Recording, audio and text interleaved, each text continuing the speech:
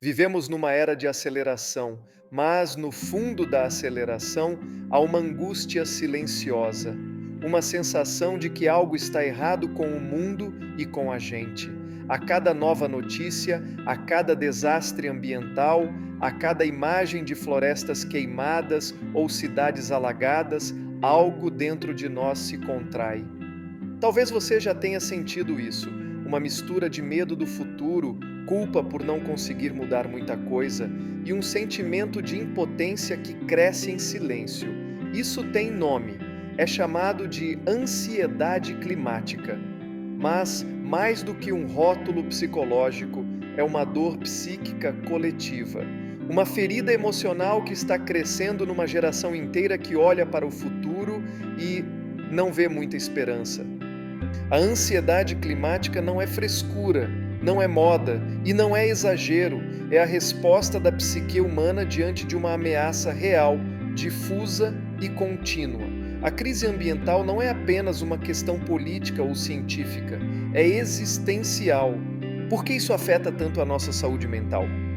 Porque desde pequenos fomos ensinados a sonhar com o futuro, a fazer planos, escolher carreiras, imaginar famílias, criar metas, mas quando o futuro se torna instável, a mente entra em colapso.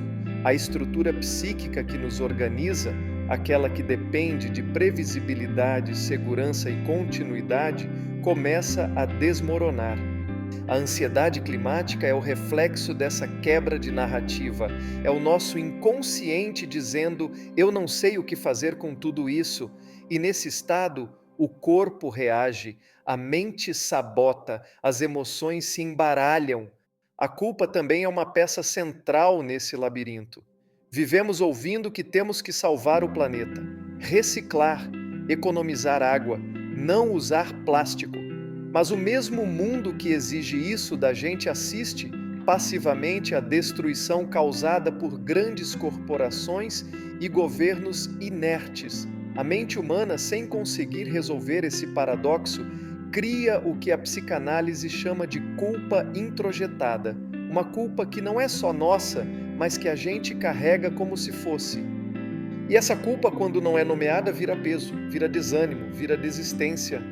Pessoas com ansiedade climática relatam sintomas como insônia, tristeza constante, sensação de paralisia diante de decisões importantes e uma pergunta que ecoa internamente: para que tentar se o mundo pode acabar?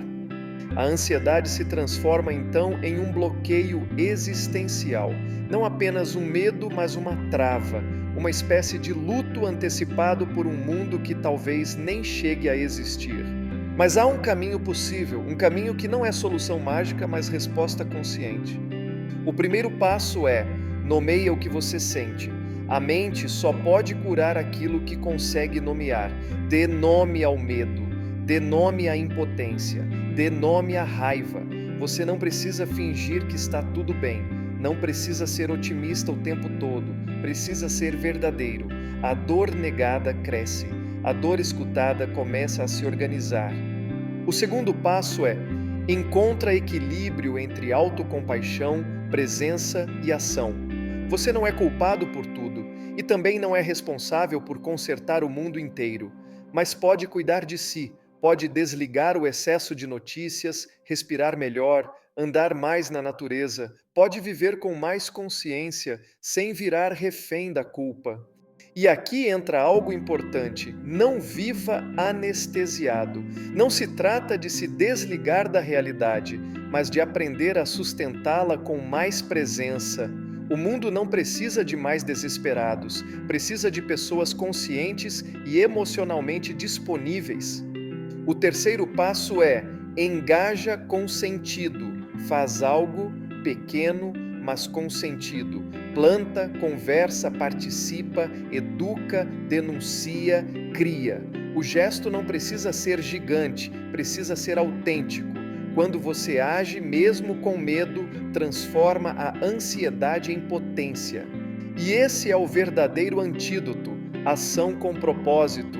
Não a ação frenética de quem quer resolver tudo, mas a ação serena de quem sabe que tem limites e mesmo assim escolhe se mover.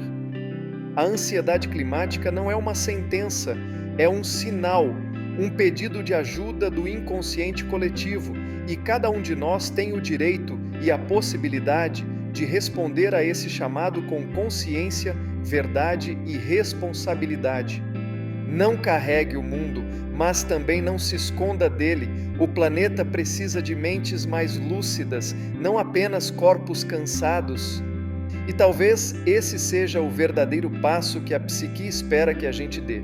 O passo do meio, entre o desespero e a indiferença, entre o medo e a negação.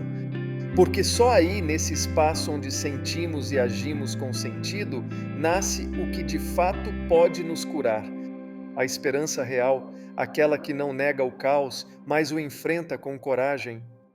Compartilhe com alguém que sente esse peso e ainda não sabe explicar por quê. Inscreva-se no Psicopassos e siga os próximos vídeos com a gente.